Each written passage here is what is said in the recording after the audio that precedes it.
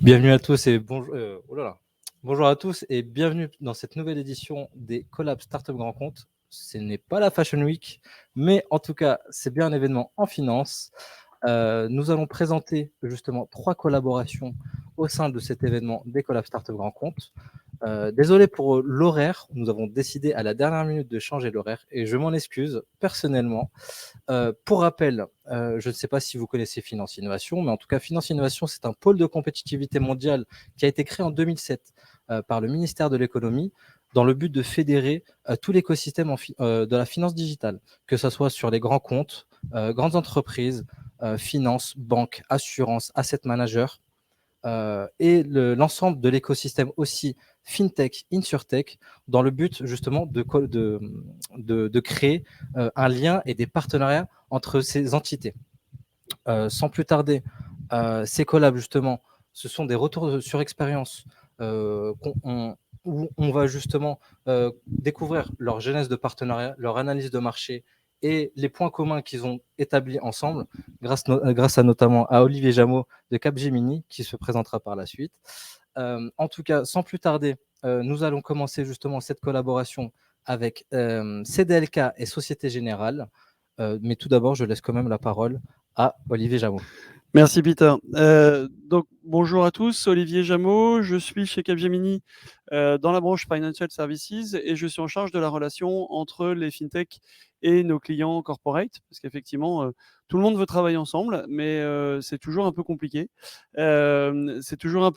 Donc chez Capgemini, on a créé une offre qui s'appelle Innovation with Scale Up, qui permet par une meilleure connaissance de la startup et une meilleure connaissance du besoin du client de pouvoir analyser, de comprendre et surtout de trouver la bonne startup qui répond là où les bonnes startups qui répondent aux besoins. Aujourd'hui, on a donc la chance d'avoir 3 collabs qui sont des collabs intéressantes et qui sont des collabs variés. Donc, on peut commencer par la première pour pouvoir avancer. Et du coup, ce sera en distanciel. Donc, on a Benoît Gruyer et Jean-Baptiste qui sont présents normalement. Vous pouvez activer vos caméras si vous le souhaitez. Super. Oui.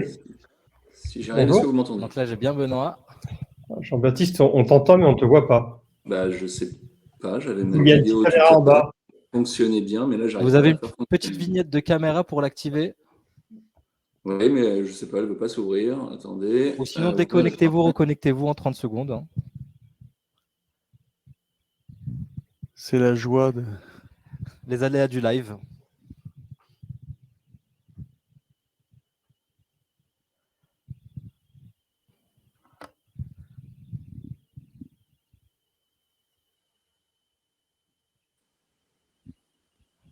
Et toujours pas de caméra. Je suis désolé, j'arrive pas à la mettre. C'est pas grave, on va continuer comme ça.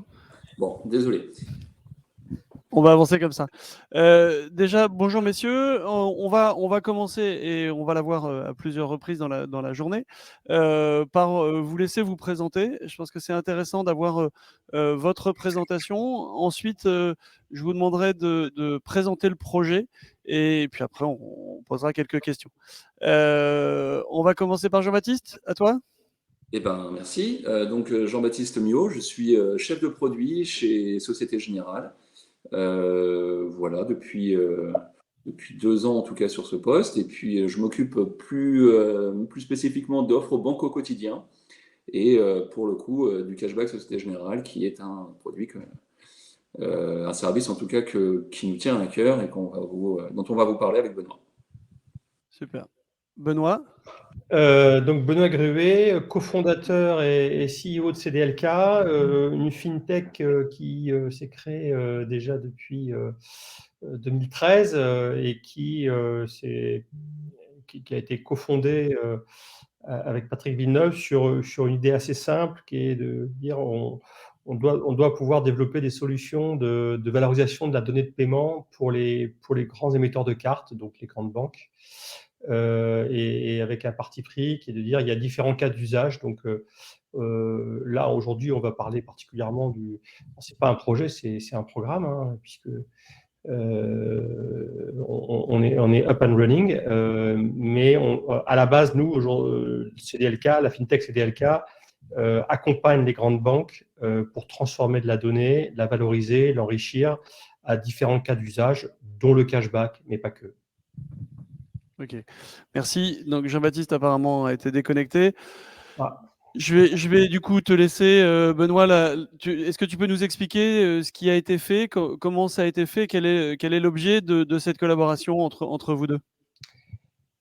Alors, je ne parle pas sous son contrôle, puisque manifestement, il a disparu, mais il va Ça revenir, revient. Jean-Baptiste.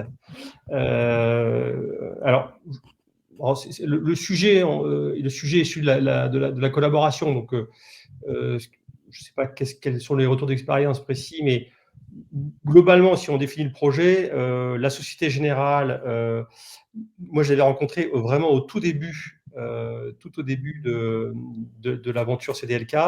On avait, ça ne nous rajeunit pas, gagné les trophées Startup Days de la Société Générale en 2013, donc vraiment au démarrage. Et puis, il s'est trouvé que ils ont lancé Grande Avenue dans la foulée, qui est un programme de cashback, mais qui n'était pas le programme de cashback que nous, on avait recommandé. Et chemin faisant, quelques années plus tard, en 2018, ils nous ont approchés en retour en disant, bon voilà, on a un programme qui s'appelle Grande Avenue qui fait du cashback online, mais on veut en fait un programme cashback bancaire qui utilise la techno du tracking de la dépense carte avec toute la simplicité d'usage qui est liée aux moyens de paiement préférés des Français. Et on va dire, sans s'affranchir de toute la problématique des cookies, puisque aujourd'hui le nouveau programme qui a été lancé en octobre 2019 combine un certain nombre de propositions, mais on va dire que la solution de Cart-Linked Offer que nous avons développée et dont nous sommes modestement les numéros 1 en France, parce que c'est un marché qui aujourd'hui est un peu structuré, mais on va dire que nous, on a vraiment développé une solution pour les grandes banques. Donc avec 4 millions plus de 4 millions d'adhérents sur la plateforme. Je ne parle pas de Société Générale particulièrement, avec plus d'1 milliard de transactions que l'on enrichit et qu'on permet d'exploiter. Jean-Baptiste est revenu et on te voit. Et on le voit en plus, donc c'est cool. Donc C'était compliqué, désolé. J'occupe l'espace, Jean-Baptiste. J'explique Merci. un peu le programme. Et donc, voilà. Donc, on est éditeur de logiciels, mais ça ne se limite pas, je dirais, à une prestation technique. C'est un accompagnement sur toute la problématique qu'a le métier de Société Générale en termes d'engagement, de fidélisation, en termes de fidélité. Et on va dire qu'en termes de fidélité, aujourd'hui, la solution Cart-Linked Offer a de nombreuses vertus, on y reviendra si nécessaire, pour pouvoir déployer une solution efficace à la fois pour les porteurs de cartes et également les commerçants. C'est un programme très riche. Jean-Baptiste, tu peux nous donner un peu plus de détails sur l'offre et la raison pour laquelle vous avez choisi CDLK? Bien sûr. En fait, bon, pour rappeler rapidement l'histoire de notre service, on avait, enfin, je sais pas ce qu'a dit Benoît, du coup, j'en suis désolé parce que j'ai pas entendu, mais on avait, nous, un programme de fidélité un peu classique, à points, qu'on proposait à nos clients particuliers, qu'on trouvait un peu daté.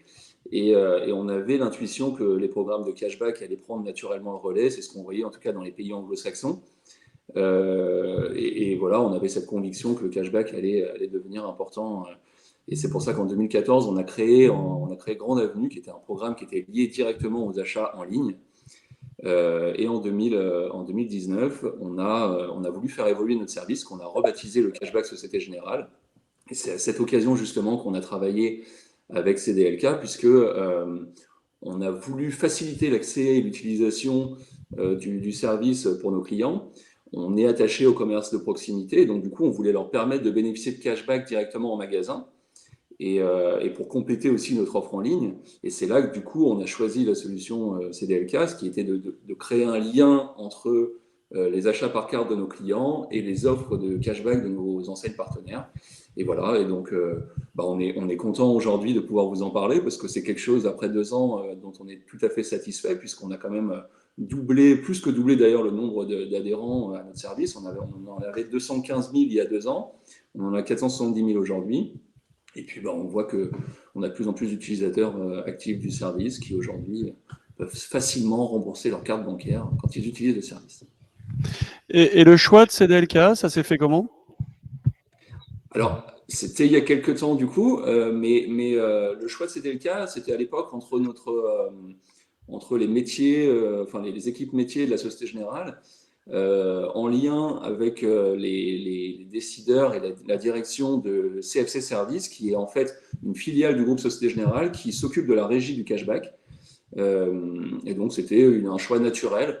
On avait besoin à l'époque d'avoir une solution qui était rapide à mettre en place, quelque chose qui avait déjà été qui avait déjà fonctionné auparavant, qui était déjà sur le marché et on n'avait pas besoin, il ne fallait pas qu'on bricole plein de choses pour la mettre en place. Donc, CDLK répondait à tous ces critères et c'est naturellement qu'on s'est tourné vers eux.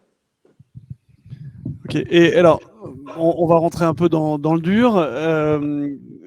Benoît, de ton côté, comment s'est passée cette intégration de CDLK chez Société Générale? Parce que vous avez, je pense, des SI un peu différents, déjà de pas tout à fait la même taille, mais légèrement. Comment s'est passée cette intégration de ton point de vue? Oui, c'est bien que tu mentionnes ça, Olivier, parce qu'en fait, la problématique qu'on a, nous, dans notre univers, c'est que nous, la discussion démarre toujours avec le métier. Donc, Jean-Baptiste, il est au marketing de Société Générale, et donc les équipes marketing définissent un besoin, et puis ensuite, il y a une exécution technique pour déployer les moyens qui permettent de délivrer les objectifs de la plateforme, programme de cashback, voilà, une carte paye dans tel marchand qui est enrôlé, on doit l'identifier de manière non ambiguë et pas à peu près. Et puis ensuite, on doit calculer le cashback selon le statut du client, si jamais on opère avec des campagnes ciblées, etc. Donc, en fait, il y a toute une partie technique. Bon, évidemment que nous, la petite chance qu'on a eue avec la Société Générale, si on a pu déployer la solution en 4 mois, c'est qu'on avait quand même, un peu essuyé les plats de notre solution avec d'autres clients. Donc l'avantage, c'est qu'on pose rapidement les bonnes questions aux équipes SI, notamment avec une problématique. C'est pas que SI en fait. Le gros challenge, enfin c'est SI un peu, mais c'est sur le monétique. C'est sur le monétique. Donc c'est un peu le même univers, c'est un peu la technique, mais à un moment donné, il faut aller récupérer les bonnes données au sein de la banque. Et c'est un peu exotique au démarrage parce que notamment, c'est lié avec la problématique du processeur. Qu'est-ce qui est chez le processeur? Qu'est-ce qui est dans la banque? Bon, là, j'ai envie de dire qu'on savait à peu près où est-ce qu'il fallait les chercher et qu'on a eu en face de nous des équipes qui ont tout compris les enjeux. Et à partir du moment où, j'ai envie de dire, le partenaire, ça c'est important, à partir du moment où la banque, comme Société Générale, a décidé d'en faire un programme et de le mettre sur le marché rapidement, eh bien, ils mettent en face ce qu'on appelle des jurums. C'est comme ça que ça marche. S'il n'y a pas de jurums, ben, il n'y a pas de projet. Et à partir du moment où on a les jurums et les gens de qualité en face de nous, ben, voilà, en 4 mois, on a mis en place les bons flux monétiques. Là aussi, on a opté, parce que c'était nécessaire d'être rapide, sur un modèle full SaaS. Donc, il y a le marché a évolué. Quand on s'est lancé, nous, sur le marché en 2013-2014, les banques ne voulaient pas entendre parler du SaaS. Tout était chez eux. Donc, ça veut dire qu'il faut placer les logiciels chez eux, etc. Avec la Société Générale, quand on a démarré la discussion en 2018 et finalisé le déploiement en 2019, le SaaS s'est imposé comme la meilleure solution. Et je dois dire qu'au niveau opérationnel, voilà. Donc, ce qui fait qu'on a à gérer au quotidien des relations à la fois avec le métier pour accompagner les attentes et les besoins de fonctionnalité, de Jean-Baptiste au niveau moyen et long terme. Voilà, les problématiques qu'il pose, c'est OK, aujourd'hui on est à 450 000, ça continue à croître. Si demain on passe le million, les 2 millions, il ne faut pas que ça craque. Donc ça, c'est des problématiques d'attente d'objectifs métiers à très moyen terme, quasi court terme. Et puis opérationnellement, tous les jours, on a des problématiques à la fois avec la régie. Jean-Baptiste l'a cité. Il y a une régie qui aujourd'hui va chercher les offres chez les commerçants, qui est une équipe Société Générale, CFC, qui est rodée à cet exercice, notamment avec le cashback online, mais maintenant avec le cashback dans le monde physique. Et donc, on est en permanence dans des problématiques d'échange, à la fois de nature business, mais de temps à autre, il y a des discussions entre les technos. Alors là, je vais vous dire, ni Jean-Baptiste ni moi, on est des technos, donc on ne va pas vous en parler pendant des heures. Tout ce que je sais, c'est que ça marche. Bon, voilà. En fait, tu disais, Jean-Baptiste, tu es du côté marketing de Société Générale.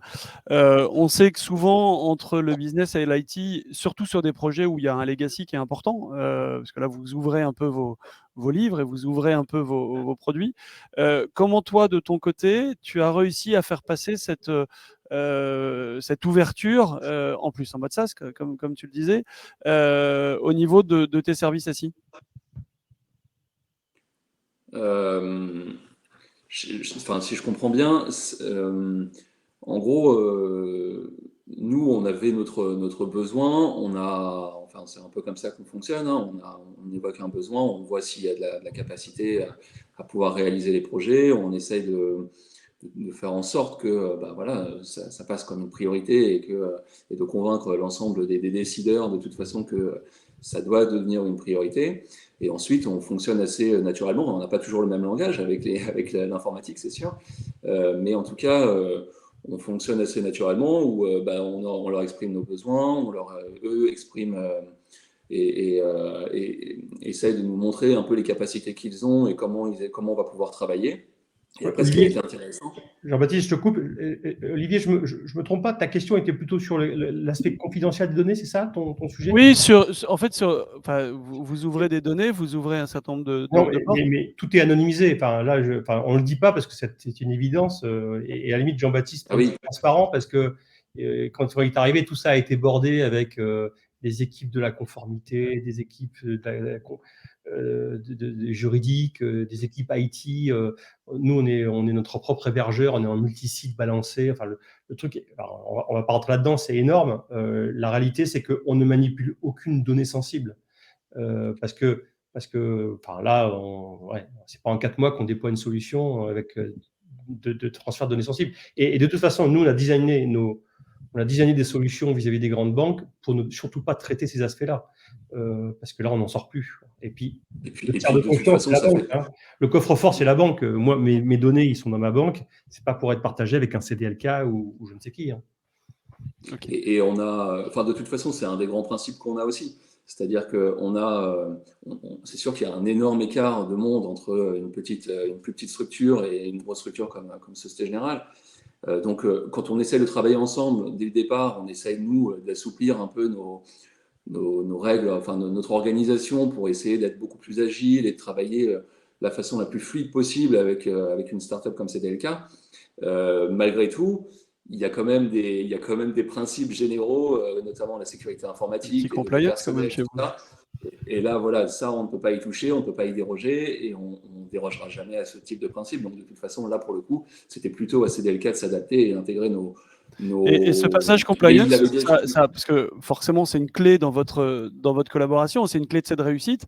Ce passage compliance, ça a mis du temps entre le légal de Société Générale et le légal de CDLK pour avancer? Alors, le légal de CDLK. CDLK, ça doit être léger. Oui. Alors, mes équipes de conformité et mes équipes juridiques se sont mis d'accord avec moi. Non. La réalité, c'est que, honnêtement, le verrou, à partir du moment où on considère que les données qui sortent de la banque sont des données tokenisées, c'est plus un sujet politique qu'un sujet. C'est la clé, quand même. Voilà. C'est plus un sujet politique. À un moment donné, il y a des décideurs qui disent OK, j'accepte que mes données sortent tokenisées. Ou pas. Bon, on va dire que dans le sens de l'histoire, vu les avantages qu'a le modèle SaaS en termes de coût, de souplesse, d'évolution, il n'y a pas photo. Voilà, la donnée tokenisée et aujourd'hui, on parle de l'open banking, là je fais une petite parenthèse, on parle tous les jours de l'open banking sous l'angle des SP2 régulés et autres. La réalité, c'est que l'open banking est beaucoup plus large et notre cas d'usage, c'est de l'open banking parce que tout d'un coup, la banque dit moi, j'externalise une solution, je veux brancher le moins de trucs possible parce que j'ai déjà mon problème de legacy. Donc, c'est en mode SaaS, mais évidemment que tout ça est tokenisé. Enfin, ça s'entend bien. Ouais. Il nous reste 5 minutes. Dans cette relation, vous avez un succès en termes de résultats, puisque les résultats côté Société Générale sont très bons. Vous avez un succès de collaboration avec CDLK et Société Générale. Est-ce qu'il y a des choses qui ne sont pas bien passées, honnêtement? Parce qu'on aime bien avoir les belles histoires, mais est-ce qu'on a aussi des histoires qui ne sont pas super bien passées? Moi, j'en ai pas à raconter en tout cas, parce que mise en place vraiment de la solution dans les mois qui suivaient le lancement du cashback Société Générale, je n'étais pas encore en place. Donc déjà, voilà, pour ces raisons-là, j'en ai pas. Et puis, moi, j'ai plutôt que du positif à dire, puisqu'aujourd'hui, on travaille de façon très fluide avec CDLK. Peut-être que lui en aura à dire, je ne sais pas. Mais en tout cas, moi, j'ai trouvé que voilà, ce qui est intéressant, c'est qu'après, il y a quand même une connivence, de la confiance aussi qui se crée entre nous. Ça se crée au fur et à mesure. L'histoire, on la raconte un peu au fur et à mesure. On apprend en marchant. C'est vraiment c'est nos échanges. Il y a vraiment, comme je vous le disais, un écart entre nos deux mondes, mais cette confiance fait qu'en fait tout ça nous permet de fluidifier en fait tous les process et de créer de l'agilité au fur et à mesure, quoi, tout simplement. Ouais, c'est top. Ouais. Alors, oui, alors moi, je n'ai pas d'anecdote pour dire que ça s'est mal passé, parce que globalement, c'est vrai que ça se passe bien depuis le début. Le seul petit point de tension, mais j'ai presque envie de dire, il n'y en aurait pas eu, ça serait quand même incroyable, mais que Jean-Baptiste n'a pas connu, c'était au moment où il a fallu signer le contrat, parce que finalement, on est dans un univers d'innovation, on fournit une brique, donc là, tout d'un coup, qui est un peu, qui coche toutes les cases de ce que voulait Société Générale, et donc à un moment donné, les achats, forcément, il y a un moment où il faut que ça rentre dans les cases, et là, oui, il y a des tensions, mais j'ai envie de dire chacun dans son rôle. Et ça a duré les 3 semaines de négociation de contrat. Moi, j'ai jamais connu. Enfin voilà, 3 semaines, c'est quand même un record. Hein. C'est un record. Ouais. Non, mais c'est un record, parce qu'à un moment donné, encore une fois, nos discussions, c'est avec le métier. Ils ont un besoin, on y répond. Et après, on passe par les fourches codines de IT, premièrement. Est-ce que c'est faisable techniquement? Et puis, effectivement, en fin de parcours, parce que la vraie vie, c'est ça. Ah oui, merde, le métier dit, il faut que ça passe par les achats. Alors là, ça peut mal se passer. Non, il y a eu des tensions totalement normales. Et il y aura, j'espère, pas de tension au renouvellement du contrat, parce que c'est des contrats bientôt annuels. Voilà. J'anticipe un peu là. Jean-Baptiste, une dernière question. C'est bien placé, ça, Benoît, bien joué. Une dernière question. Quel conseil tu donnerais, toi, à une start-up quand elle veut travailler avec la Société Générale? La question est pour moi ou... Oui, c'est pour toi. La question est pour toi, Jean-Baptiste, oui, pardon. Pardon, ok.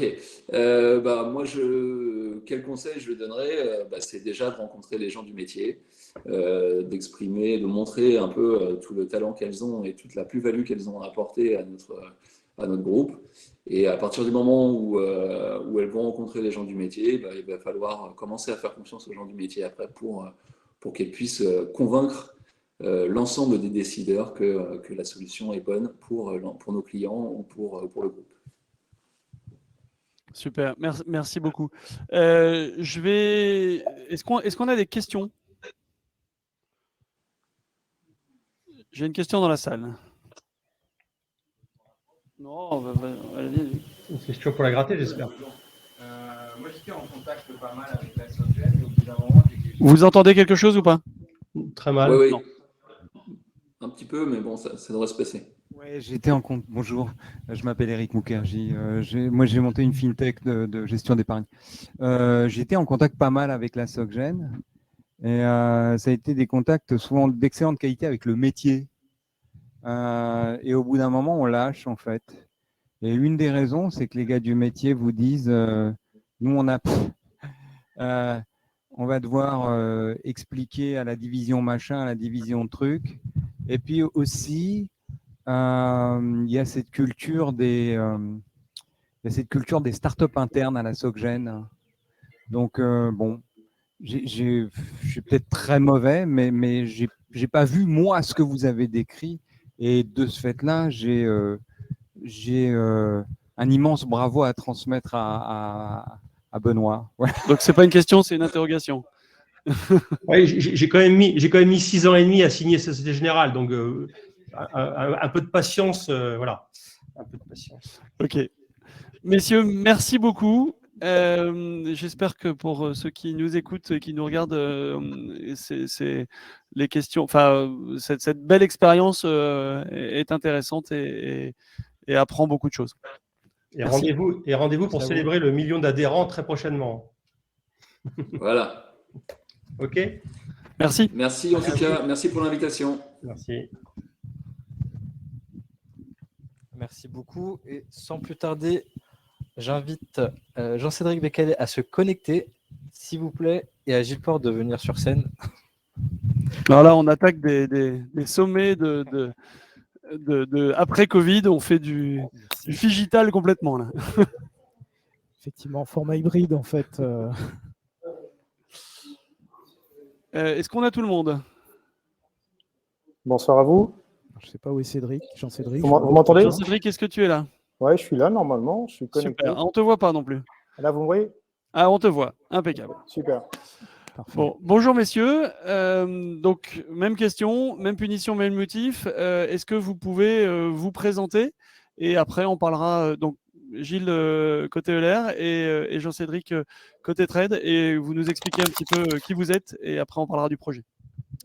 Bonjour à tous, je commence. Donc Jean-Cédric, bonjour à tous. Donc Gilles Porte, je travaille chez Euler Hermès France. Donc Euler Hermès, c'est un groupe qui est leader mondial en assurance crédit, interentreprise, qui aujourd'hui cherche à digitaliser, à faire évoluer ses offres pour s'adapter notamment à toute l'évolution de la plateformisation de l'économie, donc que ce soit pour des plateformes e-commerce, que ce soit pour des plateformes de services financiers. Et voilà. Et donc moi je travaille au sein de cette équipe spécialement sur les offres qui consistent à développer l'assurance crédit pour ces plateformes et aussi donc pour des solutions de financement comme aujourd'hui ce qu'on appelle le Buy Now Pay Later, mais ça c'est une autre histoire qu'on pourra raconter une autre fois. Très à la mode actuellement. Jean-Cédric. Bien, merci. Bonjour à tous. Donc, je suis Jean-Cédric Beccalet, ancien assureur crédit pour avoir travaillé pour le groupe Coface. Je suis le fondateur de Trading, qui est une plateforme qui permet d'accompagner les TPE, PME sur la gestion dynamique de leur trésorerie, qui part des problématiques du comportement de paiement jusqu'à l'identification de leurs besoins de financement et la réponse à ces besoins de financement. Super. Gilles, on l'a eu tout à l'heure, la vision de la startup côté CDLK.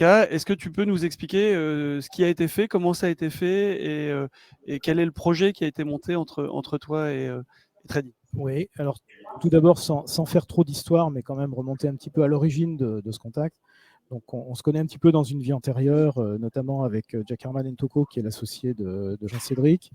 Et à l'occasion d'une discussion sur la base du projet sur lequel il travaillait, on s'est dit que finalement, il y avait quand même une vision un peu commune. On partageait finalement une problématique qui était aujourd'hui comment est-ce qu'on peut proposer à des petites entreprises des solutions pour accéder à des services d'assurance crédit, donc de protection contre les impayés, de recouvrement de créances.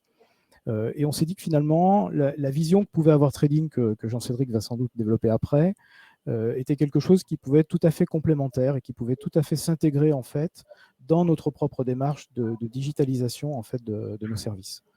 Voilà, donc c'est un petit peu le point de départ. Il y a un petit côté, je dirais, intuitu personné au départ qui est souvent comme ça, voilà, que ça se passe. Qui a favorisé, je dirais, la prise de contact, la reprise de contact et le démarrage en fait du projet, qui a débouché, on va en reparler aussi un petit peu après, mais sur deux offres de services en fait qui sont aujourd'hui intégrées. Une qui concerne de l'assurance crédit, donc vraiment la couverture du risque d'impayé pour une petite entreprise, et une autre spécifique qui concerne vraiment le métier du recouvrement de créances commerciales que nous proposons également donc, à des petites entreprises.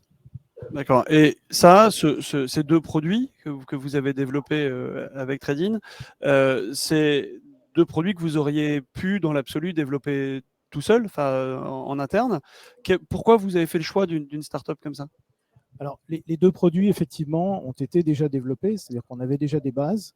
En ce qui concerne l'assurance crédit, comme je le disais, donc on a travaillé sur le développement de l'APIisation, de l'algorithme de décision pour pouvoir s'intégrer sur des plateformes e-commerce, donc des sites de vente en ligne, des marketplaces, des sites qui font de la gestion, par exemple, du financement à partir de la facture, donc de l'affacturage en ligne. Aujourd'hui, des systèmes de financement au travers des plateformes qui permettent à un acheteur de bénéficier d'un délai de crédit accordé par un établissement financier. Donc, je dirais que la technologie, le savoir-faire, la vision métier est une vision qu'on avait. Donc ça, c'est pour la partie assurance crédit. Le recouvrement, on avait aussi en même temps, en parallèle, développé une offre de recouvrement au travers d'une plateforme. Donc, ça veut dire que vous êtes une entreprise aujourd'hui, vous pouvez venir sur cette plateforme qui s'appelle Recouvrer ma créance. Vous avez un impayé, vous pouvez déposer votre facture et en quelques clics, en fait, vous pouvez solliciter le recouvrement. Et cette solution a été apaisée, donc on peut aujourd'hui l'intégrer dans des parcours partenaires. Et c'est justement l'objet du projet que nous avons monté avec Tradin. D'accord. Jean-Cédric, pour revenir un peu sur l'historique de Tradin, comment tu es arrivé là? Tu disais que tu étais un ancien assureur. Comment tu t'es spécialisé? Comment tu as fait le pas de partir vers une startup? Ben, en fait, si vous voulez, mon dernier job, c'était la direction stratégique du groupe Coface. Donc, quand on sommes à la direction de stratégie d'un groupe d'assurance crédit, on identifie les besoins du marché. Et Gilles pourra le compléter, c'est que l'approche aujourd'hui de l'assurance crédit est très big corporate, entreprise qui travaille à l'export. Et donc, j'ai identifié ce besoin notamment des petites et moyennes entreprises qui, en tout cas à ce jour, ne sont pas suffisamment outillées par des produits d'assurance et qui demandaient des produits digitalisés, simples et digitalisés. Et donc, c'est l'opportunité qui a été identifiée qui m'a mené à réfléchir à une nouvelle proposition de valeur pour permettre d'embarquer cette partie du marché sur des couvertures d'assurance crédit simples, complètement digitalisées, qui permettent de mieux les accompagner sur la gestion de leur trésorerie. Donc ça part de là, et donc du coup on a fait pas mal d'ateliers de réflexion pour en interrogeant les entreprises pour comprendre comment l'outil pourrait répondre à cette problématique-là. Donc on a travaillé sur un aspect de collecte de données, d'intelligence artificielle, de prédiction des comportements de paiement auxquels il fallait associer un produit d'assurance. Puisque l'idée étant d'accompagner les entreprises dans la digitalisation, dans l'identification du besoin, dans le traitement de cette police automatisée et de compléter de cela avec une offre d'un assureur crédit qui soit aussi digitale. Donc, c'est là où on a la rencontre de deux mondes entre la capacité de l'ARMS à avoir des solutions apaisables et notre capacité, nous, à embarquer les petites et moyennes entreprises sur la gestion automatisée de leurs risques clients de manière à leur proposer des solutions de couverture complètement digitalisées qui simplifient leur parcours et leur expérience de l'assurance crédit. Un commentaire? Oui, non, je confirme tout à fait ce que dit Jean-Cédric. Effectivement, on part d'un constat qui est assez commun, c'est qu'aujourd'hui, l'assurance crédit est très bien structurée, répond parfaitement à des besoins de grosses PME, de grosses entreprises, parce que c'est un produit qui demande un peu de complexité de gestion. Et effectivement, là où on s'est rejoint sur le raisonnement et sur la vision un peu stratégique, c'est de se dire qu'il y a un immense marché aujourd'hui de petites entreprises qui ont des réels besoins en matière de couverture du risque de crédit et qui aujourd'hui ne trouvaient pas forcément sur le marché ni les produits adaptés, ni forcément la façon d'acheter de façon très simple et ensuite de gérer de façon simple ces contrats. Et je dirais que la proposition de valeur sur laquelle on a travaillé, c'est effectivement l'utilisation de nos assets, c'est-à-dire à la fois nous, de notre côté également, la connaissance du risque de crédit, donc cette capacité de prendre des garanties, d'assumer ces risques, et en même temps, la technologie que nous avons développée, qui est une technologie, je ne veux pas dire qu'elle est passe-partout, mais comme je l'expliquais, elle est parfaitement intégrable, aussi bien dans un site de vente e-commerce que dans une plateforme de marché, que sur une société d'affacturage en ligne. Et cette technologie, en fait, peut parfaitement s'intégrer dans le dispositif de distribution de l'assurance tel que l'a imaginé Tradin. D'accord. Donc, en fait, ce que tu dis, c'est que c'est le côté technique que vous aviez déjà développé chez Euler qui a permis à Tradin de s'intégrer plus facilement et donc d'apporter quelque chose de plus efficace par rapport à votre habitude de fonctionnement? Je pense que Jean-Cédric complétera, mais effectivement, ce qui est intéressant, alors je ne le vois pas, je suis désolé, je me tourne. Je disais oui, donc effectivement, ce qui est intéressant dans la proposition de valeur de Tradin et dans l'approche, c'est effectivement cette simplification de l'accès à la garantie, à la fois pour la souscription du risque, pour la gestion de ce risque, au travers en fait de l'interface client que Tradin va proposer à ses propres adhérents. Donc je dirais qu'on continue chacun un peu à faire son métier, c'est-à-dire que Euler Hermes, c'est un assureur crédit, donc on est assureur. Tradin est un intermédiaire qui va distribuer notre solution, mais, et je vais laisser Jean-Cédric compléter, en y apportant une couche de services différentes, peut-être une approche innovante, et c'est en ça qu'on pense qu'il y a un potentiel important dans la synergie entre ces deux approches. Cette vision un peu différente, Jean-Cédric, tu peux nous la développer un petit peu? Alors, je vais la développer et je vais corroborer ce que disait Gilles. En fait, au départ, il y a une start-up et il y a deux personnes, entre Jack et moi, qui sommes aussi, au même titre que nos collègues, les experts du marché de l'assurance crédit. Donc, nous avons pensé une solution d'assurance crédit adaptée aux TPE-PME. Cette solution, on l'a confrontée avec justement la vision de l'ARMS, avec leur capacité et leur métier d'assureur, pour pouvoir ensemble co-designer une solution qui réponde aux enjeux des deux parties et surtout des clients. Donc, c'est là où c'est vraiment important de se dire, effectivement, l'assureur continue à jouer son rôle d'assureur parce qu'il porte le risque.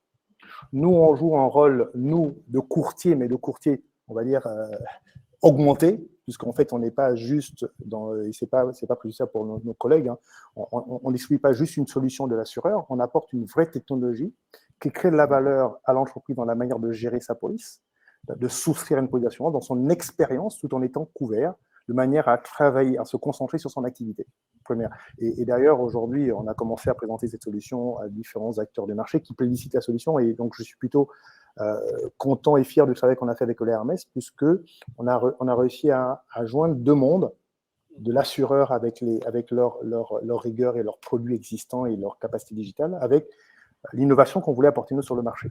Et donc, on va pouvoir la faire évoluer et constater comment elle rencontre son marché. Super. Quand on parle un peu de taille, pour essayer de positionner un peu les choses, Jean-Cédric, vous êtes combien chez Trading aujourd'hui? Alors aujourd'hui, nous sommes 17. Donc le rapport de taille, nous sommes tout petit. On va dire nous sommes un grain de sable en rapport à notre partenaire qui est un mastodonte. Et c'est là toute l'agilité à laquelle J'ai pas entendu. Vous avez entendu combien ils sont? Pardon. Je disais 17. 17. Ouais. D'accord. Donc je disais juste, Euler, vous êtes combien aujourd'hui Alors, Euler en France, on est quelques centaines de personnes. Ouais. Dans le groupe, on est un peu plus de 5000, je crois, 5 ou 6 000 personnes. Maintenant, dans l'équipe accélération digitale, on est aussi une petite dizaine de personnes, ce qui fait que, comme on a un petit peu l'esprit start-up dans cette équipe, on arrive aussi à se parler assez facilement. Tu penses que le succès de cette réussite, le succès de cette réussite, le succès de cette collaboration, c'est une réussite. C'est une réussite. Toi, c'est bien. Il rigole derrière. Pardon. C'est que vous êtes déjà dans une cellule où l'innovation était clé, où c'était un mindset déjà intégré dans Euler, ou est-ce que c'est parce que c'est vraiment un besoin de produit qui a amené ça, ou les deux? Alors, de notre point, non, on est vraiment dans une équipe nous, qui a vocation à faire de l'innovation, de la transformation digitale. On est directement rattaché en fait au Comex France, donc c'est quand même une ligne de décision qui est extrêmement courte. On est intégré aussi parfaitement dans la stratégie du groupe aujourd'hui de digitaliser les offres du groupe Euler Hermès. Donc, je dirais qu'effectivement, on n'est pas quelque chose, on n'est pas, comment dire, on n'est pas un mouton à 5 pattes dans le groupe. On est vraiment intégré. Et d'ailleurs, on travaille énormément ce projet. On ne l'a pas porté, c'est pas moi personnellement, et ni même la petite équipe dans laquelle on est.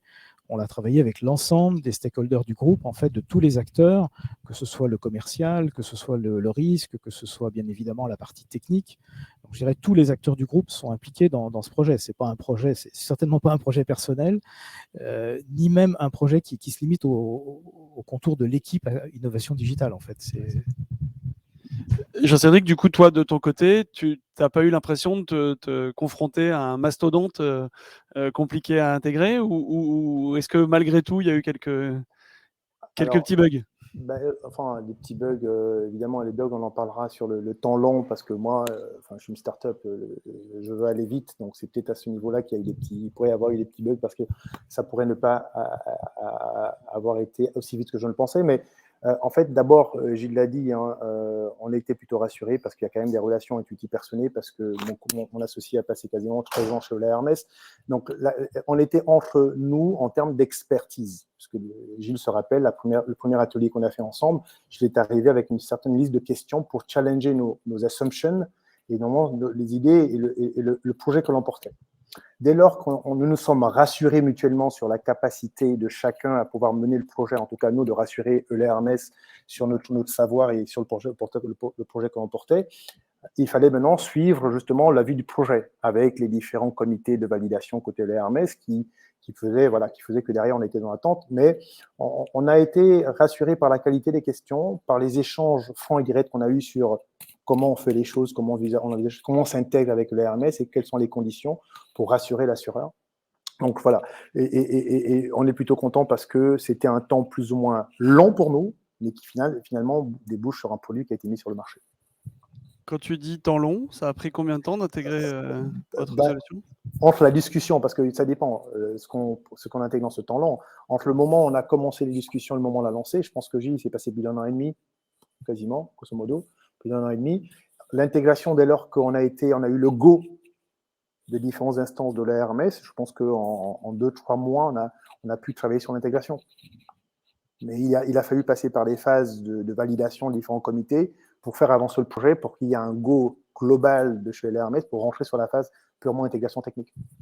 Et Gilles, c'était chez toi cette partie validation? C'est toi qui gérais votre équipe? Disons, l'équipe effectivement qui pilotait, qui coordonnait en interne les différentes décisions, les différents niveaux de décision. Donc oui, effectivement, ça s'est passé chez nous.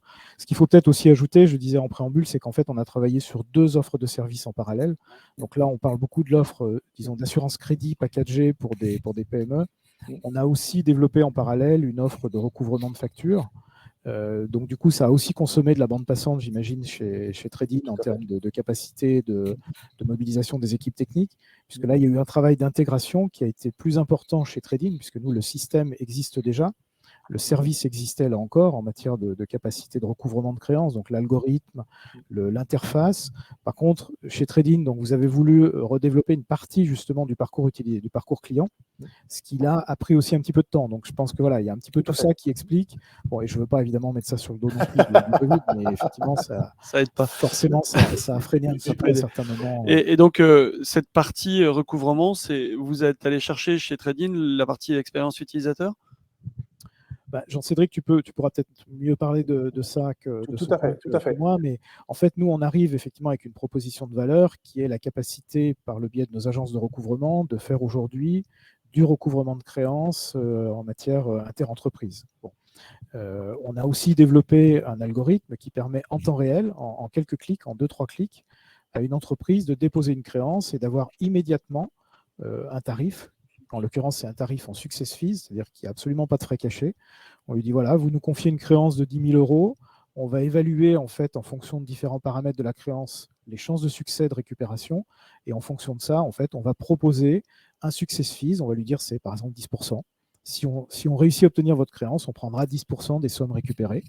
Bon, ça, c'était toute la partie, je dirais, savoir-faire métier, qui s'adosse sur tous nos actifs en fait en matière d'agence de recouvrement, d'expertise, de risque, etc.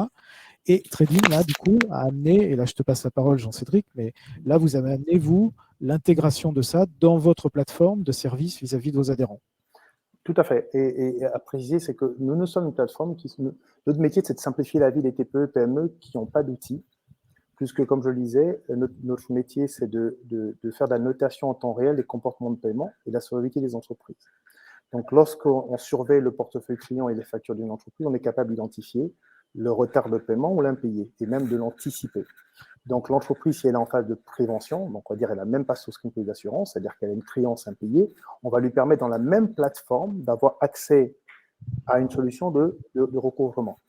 Donc, elle n'a plus à sortir de système, elle a directement en instantané un bouton dans son parcours client qui permet d'avoir tout de suite la cotation sur le coût de son recouvrement et de suivre sur la même plateforme le recouvrement de sa créance. Et donc, on simplifie la vie des entreprises qui n'ont plus besoin d'avoir multiples fournisseurs. Donc, on est vraiment sur une approche customer-centric où le client, il rentre chez nous, on surveille son portefeuille, on anticipe ses impayés ou ses impayés ou ses retards de paiement, on identifie cela et on lui donne accès à une solution d'un partenaire reconnu sur le marché qui est capable de faire le recouvrement de sa créance. Ouais, c'est top. On voit que c'est le fonctionnement entre vous deux, il est complètement fluide, il est complètement intégré, et c'est vrai que c'est un vrai succès, c'est une vraie réussite. Il nous reste 1 minute 30, parce que après j'ai Peter qui vient me chercher. Est-ce que dans la salle ou en ligne, on a quelques questions? Ou est-ce que tout le monde, vous avez été tellement clair qu'on a tout? On espère l'avoir été. Oui. Non, parce que on pas. Sauf si c'est pour lui. Bonjour, Cécile Novatique. J'ai une question sur votre service commun. Je recouvre ma créance, par exemple. Qui porte les coûts de commercialisation entre vous deux?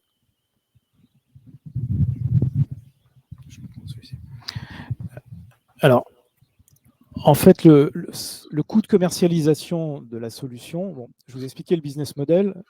Lorsqu'un créancier dépose une facture sur la plateforme, en fait, on va lui proposer un tarif qui est un tarif dit au success fees. Dans le modèle économique, en fait, Trading est un distributeur de notre solution et en fait va être rémunéré comme un apporteur d'affaires sur cette solution. Voilà.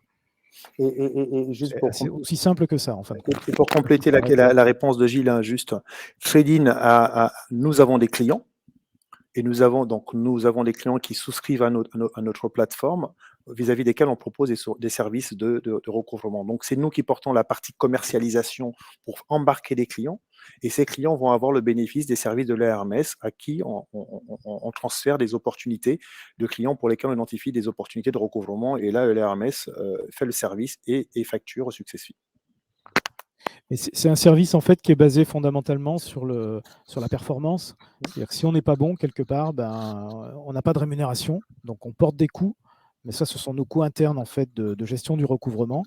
Et si on n'est pas bon, malheureusement, on aura exposé des coûts et on n'aura pas de revenus en face. Donc ça nous oblige aussi quelque part à être performants dans le traitement des dossiers qui nous sont confiés.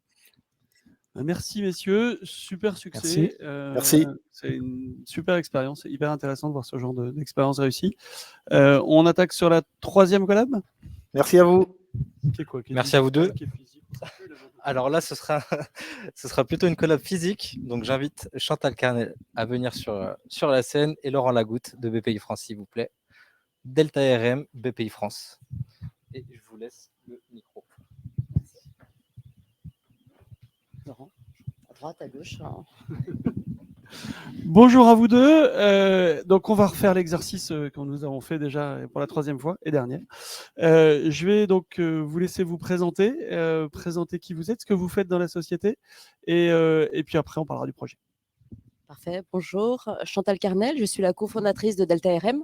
Delta RM est une start-up qui a comme objectif de digitaliser les processus de gestion des risques et d'emmener des outils collaboratifs pour que la gestion des risques ne soit pas uniquement un outil un peu de conformité, mais que ça puisse s'intégrer dans les stratégies des entreprises.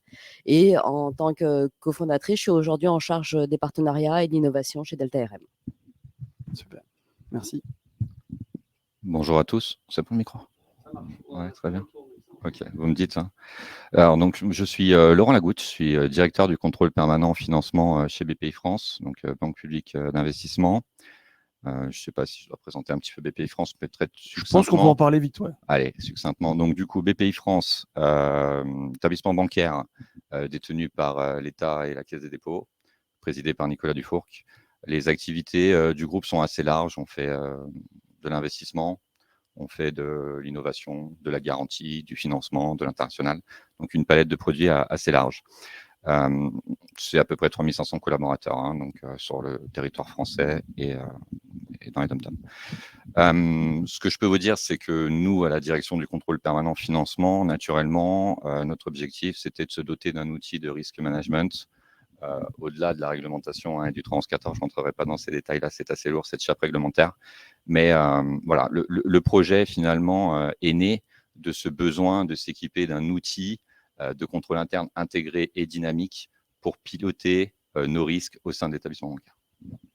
Donc, quand vous avez voulu répondre à ce besoin, c'est passé comment? RFP? Oui, alors c'est un schéma classique. On était déjà doté d'un outil de contrôle interne, d'accord, un des mastodontes de la place.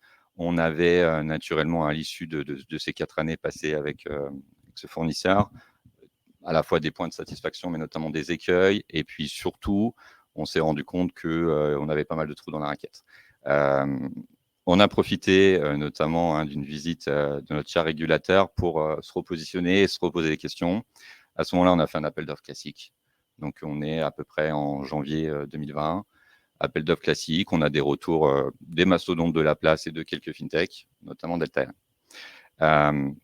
Comment ça s'est passé? Naturellement, on a fait une shortlist et on a mis, alors c'est peut-être assez long, mais on a mis 1 an avant de se dire oui. Alors, 1 an avant de se dire oui. C'est pas très long, hein. C'est très long pour une fintech, mais c'est pas très long pour vous. Pour nous, c'était pas très long, mais on a senti que c'était un peu long pour la fintech. Non, mais je pense qu'il y a 2 motifs. Le premier, déjà, c'est qu'on s'est retrouvé en pleine crise sanitaire. Donc forcément, ça va moins vite qu'on le pense, même si je pense qu'on a su très vite rebondir. Et la deuxième, c'est qu'on savait ce qu'on voulait et on savait ce qu'on ne voulait plus.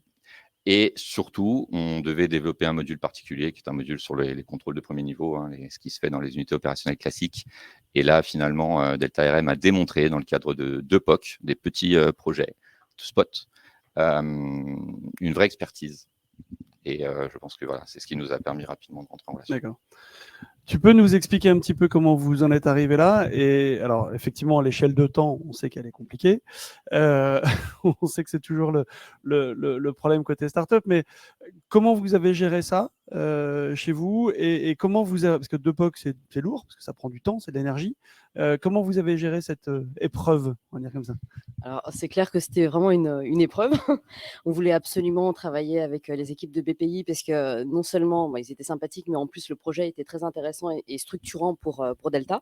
Donc, on a accepté l'ensemble des conditions, hein, et notamment de réaliser 2 POC. Et c'est clair que pour une petite structure, c'est pas évident de mettre autant d'énergie. Je peux poser une petite question petit piège? Bien sûr. Ils les ont payés à l'époque ou pas du tout? Alors, il y en a un qui était payé, mais s'il contractualisait, il ne payait pas. Ok. Donc, oui, enfin, et durant le POC, on s'est vraiment aperçu que c'était aussi bien un travail, enfin, c'était vraiment un travail collaboratif, puisque dans le POC, tout n'était pas exprimé sous forme de cahier des charges, c'était vraiment un échange, et au fur et à mesure, c'était très agile, et on a montré au fur et à mesure qu'on pouvait répondre aux exigences de BPI, et d'amener vraiment quelque chose de simple, collaboratif, pour que l'ensemble d'une population non sachante en matière de gestion des risques puisse l'approprier facilement. Donc, les POC, c'est contraignant, certes, mais finalement, c'est positif parce que ça permet d'affiner en fait le projet et d'aller plus vite dans la phase de réalisation. Et dans la phase de POC, vous étiez tout seul ou vous étiez encore en shortlist? Alors, on était en shortlist. C'était pas gagné. Vous, côté BPI, c'était pas gagné pendant le POC. C'était pas du tout gagné pendant le POC, on a fait tous les efforts. C'est une grosse passion quand même. Et finalement, on peut le dire aussi, c'est-à-dire que dans cette shortlist, c'était 2 fintechs. Donc, on a quitté un mastodonte et finalement, on a travaillé avec une fintech in fine. Donc, tu disais tout à l'heure, vous saviez ce que vous ne voulez plus, mais pas encore complètement ce que vous vouliez? C'est-à-dire qu'on partait un peu de loin. Alors, je ne sais pas si je dois rentrer un peu dans le détail d'un outil de contrôle interne, mais en gros, si vous voulez, vous avez des briques majeures, cartographie des risques, les incidents de risque opérationnel, les contrôles de premier niveau, les contrôles de second niveau, du classique. Nous, dans notre ancien outil, si vous voulez, on avait 2 briques qui étaient déployées. En revanche, les 2 autres étaient gérés continuellement sur des fichiers Excel. Donc, notre objectif, c'était de digitaliser finalement tout ceci, pour réduire aussi le risque opérationnel. Et donc, il fallait qu'on transpose ça dans le nouvel outil. Déjà, on avait besoin de voir côté Delta RM leur capacité à intégrer ces modules. Donc, on avait nous aussi des difficultés à savoir comment ça se passait dans un outil, puisque c'était nouveau. Et puis, on a surtout dû créer un module de fond en comble, de zéro. On avait avant, si vous voulez, dans notre banque, mais je pense que ça existe encore dans d'autres banques. Et pour autant, ça va changer, la trajectoire le nécessite, mais les contrôles de premier niveau qui étaient réalisés par les opérationnels étaient formalisés dans des fichiers Excel, tout simplement. Et donc, ils ne rentraient jamais dans l'outil.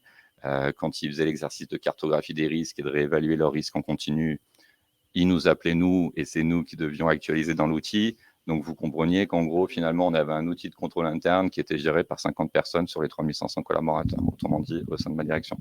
Donc, c'est là où l'outil, finalement, a fait la différence, parce qu'on a changé totalement. Je pense qu'on a pris un virage 360.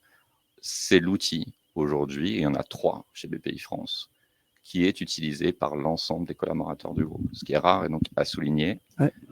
Et ça nous a surtout permis de remettre le métier au cœur de la gestion de leurs risques. C'est-à-dire que dorénavant, ils vont dans l'outil, ils déclarent leurs incidents, ils évaluent leurs risques, ils font leur contrôle de premier niveau. Donc voilà, donc finalement, je pense que c'était là la grosse interrogation et on s'est appuyé sur l'expertise de Delta RM. Et finalement, je trouve que ce côté innovant nous a apporté énormément de choses. Et donc, côté Delta RM, cette demande assez spécifique, vous l'avez gérée comment? C'est-à-dire que c'était un produit qui était sur l'étagère chez vous déjà ou vous avez été obligé de tout remettre à plat? Alors, c'était déjà un produit 70% était sur étagère. On a créé justement Delta RM pour démocratiser la gestion des risques et pour la rendre plus collaborative, parce que historiquement, j'avais travaillé dans d'autres sociétés d'édition de logiciels, et justement, je trouvais pas cette approche de gestion des risques suffisamment intéressante pour qu'elle soit collaborative dans les autres structures, et c'était l'objectif de Delta. Donc, il y avait 70% existants qu'on a pu mettre en place assez rapidement, et il y avait une partie qui n'était pas du tout existante, et on l'a montée toute pièce ensemble. En collaboration avec tes équipes. Oui, on a vraiment travaillé main dans la main, échange quasi quotidien pour avoir ce En produit mode fini. agile complet Ah ouais, en ou... mode agile. Parce que si je reprends un peu l'historique, pardon. Effectivement, on a mis 1 an pour contractualiser. En gros, janvier 20, décembre 20, mais début 21, il y avait effectivement ce que vous aviez déjà dans votre outil, c'est-à-dire 3 modules qui étaient disponibles, et en 1 mois, on a réussi à intégrer toutes nos données et toute notre historique. Mais surtout, ce qui est assez dingue, j'ai envie de dire, c'est qu'en 4 mois, on a créé un module from scratch. Il est passé en production en avril, et il y a 350 collaborateurs du jour au lendemain qui sont entrés dans l'outil et qui ont formalisé pour la première fois leur contrôle de premier niveau. Et c'était une volonté aussi des opérationnels de digitaliser totalement la formalisation des contrôles de premier niveau. Ouais, ça c'est top. C'est-à-dire que ce qui a été le plus long, si j'entends bien, c'est la partie contractualisation. Ouais. Ouais, mais voilà, ce qu'il faut regarder, c'est la partie aval, c'est-à-dire qu'en l'espace de 4 mois, tout ce qu'on a pu mettre... Ouais, mais c'est ça qui est le plus impressionnant, parce qu'on se dit ça peut être très compliqué à mettre en place, ça peut être, vous avez un legacy, il y a plein de choses, enfin, il y a un IT lourd chez vous, et en fait, le plus long, ça a été le contrat. Exactement. D'accord. C'est exactement ça, mais encore une fois, la partie POC nous a permis de bien affiner les besoins aussi. Donc, on était prêt au jour J à la signature pour déployer. Donc, aujourd'hui et depuis avril, tu disais, c'est live full live? Alors, depuis avril, on a fait notre campagne de recensement et d'évaluation des risques. Donc ça, c'est dans l'outil. On a mis une organisation en place aussi chez BPI France, un mariage territorial pour avoir des références sur les risques opérationnels, etc. Donc, eux saisissent en continu leurs incidents de risque opérationnel. Voilà. Moi, mes équipes sont régulièrement dans l'outil pour regarder les déclarations d'incidents de risque op, la formalisation des contrôles de premier niveau et réaliser leurs contrôles de second niveau. Donc, aujourd'hui, sur ce qu'on a déployé sur les 3 modules, c'est full. Et sur la partie de contrôle de premier niveau, on a déployé sur une partie du processus. On est sur un pan, le financement, sur une partie de processus. L'idée, c'est que demain, on déploie tous les processus du financement, de l'investissement, de l'assurance export, de la garantie. Donc voilà, donc on a encore beaucoup de boulot. Mais quand on regarde dans le rétroviseur, je pense qu'on peut être très satisfait. Et voilà, et les premiers retours, moi, des utilisateurs, parce que c'est jamais agréable d'aller formaliser à la fin de la journée ou au fil de l'eau ces contrôles de premier niveau. Hein. Souvent, le contrôle interne est vécu comme je dois le faire, mais ce n'est pas ma priorité. D'abord le business, d'abord le client. Je le mets en bas de la pile. Exactement. Et là où c'est aussi innovant, parce qu'on va se le dire, avant, les opérationnels pouvaient formaliser leur contrôle de premier niveau un peu tardivement. Là, depuis qu'on a mis en place l'outil avec un workflow à l'intérieur qui fait intervenir un manager, etc., on a finalement renforcé et redesigné le processus. Donc, l'outil a une part importante dans nos processus et voilà, je pense que ça sécurise aussi énormément nos opérations. Donc, on va plus loin que de l'adoption, parce que l'adoption de tes équipes, vous êtes passé à un niveau dessus. Exactement. Et alors, cette adoption, elle s'est faite par une formation de votre côté ou qui a géré la formation des équipes? Alors, à la base, déjà, on voulait faire un outil sans formation, assez intuitif, etc. Donc, on a, nous, formé les super utilisateurs, c'est-à-dire 2-3 personnes, pas plus, hein, qui eux-mêmes, après, ont accompagné les différentes régions, les réseaux pour s'approprier l'outil. Mais finalement, ça n'a pas été si long que ça. Le déploiement sur 300 utilisateurs a été assez rapide, hein, sans trop de formation. L'UX que vous avez développé a permis de le faire facilement, simple. C'était un des critères justement du POC pour que ça soit ultra simple et que n'importe qui puisse aller faire ce qu'il a à faire sans se poser de questions. Wow. En fait, surtout ce qui est essentiel, puisqu'on a changé totalement de paradigme. Comme je vous disais, les métiers étaient très loin de ces sujets de contrôle interne, de gestion de leur risque et de contrôle de premier niveau. Il était important pour nous que dans le cadre de ce nouvel outil, il soit à la fois friendly, autoporteur, ergonomique. Et donc, on était très attentif à ça. C'est-à-dire qu'un produit, il peut être parfait en termes de robustesse, mais si, quand on rentre dedans, on se dit non, j'ai pas envie d'y aller, j'arrive pas à comprendre où je suis attendu, je sais pas ce qu'il faut faire, je sais pas comment ça marche, c'est trop complexe. Les gens n'y vont pas en fait. Ça marche 2 mois, 3 mois. Ensuite, on se prend un tollé, levé de bouclier. Qui embête tout le monde, quoi. Exactement. Voilà. Et donc là, on a réussi à passer cette étape et on était très attentif à travailler d'abord sur ce sujet-là, à simplifier les choses. Et cela dit, venant d'un fichier Excel, on ne pouvait que simplifier. Enfin, Exactement. Exactement. Si j'entends bien, dans l'avenir, vous avez encore beaucoup de choses à faire. C'est une collaboration qui est inscrite sur du long terme Totalement. Comment s'inscrit cette collaboration aujourd'hui ? Non, totalement. On doit s'inscrire dans du long terme, c'est une évidence. Aujourd'hui, on a décidé de repartir d'une passe blanche. On travaille de manière très solide et très collaborative pour avoir des bases solides. Et voilà, de manière itérative, il va falloir progressivement construire pour aboutir à un outil complet, totalement intégré, dynamique, bien pris en compte par les collaborateurs et qu'on ait surtout au sein de l'établissement un outil de risk management qui soit pleinement utilisé et qu'en situation compliquée comme on a pu vivre avec la crise sanitaire, qu'on puisse se dire attention à mes risques, quels sont mes risques qui rougissent, quels sont les nouveaux risques que je subis et qu'on puisse en face avoir un dispositif de maîtrise des risques, je dirais, qui soit bien proportionné pour qu'on puisse continuer à faire notre business et servir nos clients. Et donc ce contrat, puisqu'on sait que ce qui est compliqué dans une startup, c'est l'avenir. Il a été bloqué sur plusieurs années. C'est quoi les modalités de ce contrat ? Enfin, je ne peux pas parler d'argent, mais est-ce que c'est quelque chose qui te sécurise sur 1 an, sur 2 ans, sur 5 ans ? Enfin, est-ce que c'est un plan Alors, c'est un contrat sur 3 ans avec des paiements annuels classiques.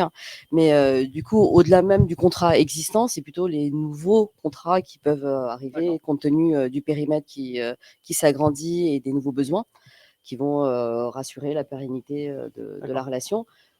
Mais à la base, c'est un contrat de 3 ans. À la base, c'était un contrat de 3 ans sur un périmètre. Ça permet quand même d'être un peu plus safe que... C'est bon à signer, mais c'est bon. Oui, tout à fait.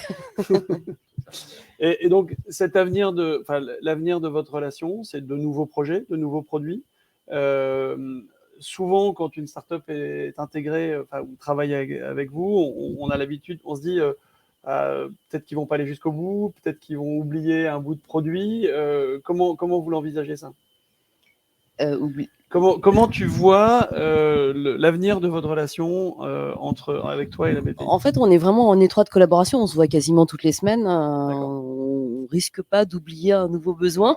Je pense que c'est pas du tout dans le scope. Non, on échange vraiment très régulièrement et on essaie d'être très réactif justement aux nouveaux besoins émergents et d'apporter des solutions rapidement. Surtout pas attendre 2 mois, 3 mois, mais essayer de montrer l'avancement au fur et à mesure.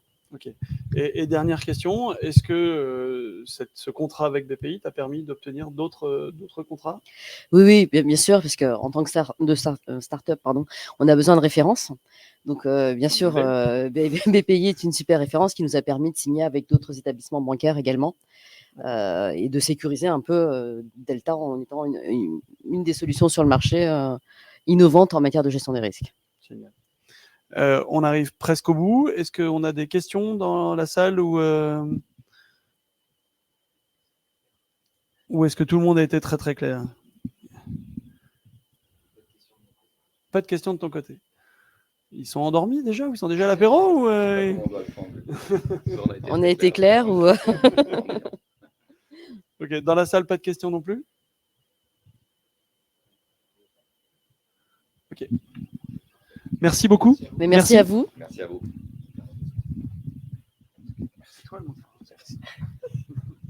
En tout cas, merci à vous tous. Merci aux 3 collaborations. Donc, il y avait CDLK Société Générale, Euler RMS avec Trading et Delta RM avec BPI. Merci à vous en tout cas. Vous pouvez retrouver ces 3 collaborations Startup Grand Compte sur notre YouTube. Et n'hésitez pas surtout à revoir les collabs de la semaine dernière du 23 septembre aussi. Et je vous fais un petit teaser. Il y aura aussi 5 collaborations Startup Rencontre le 16 décembre. Donc n'hésitez pas à vous inscrire dès maintenant aux nouvelles collabs Startup Rencontre. Merci à vous tous et belle fin de journée. Au revoir. Au revoir. Merci.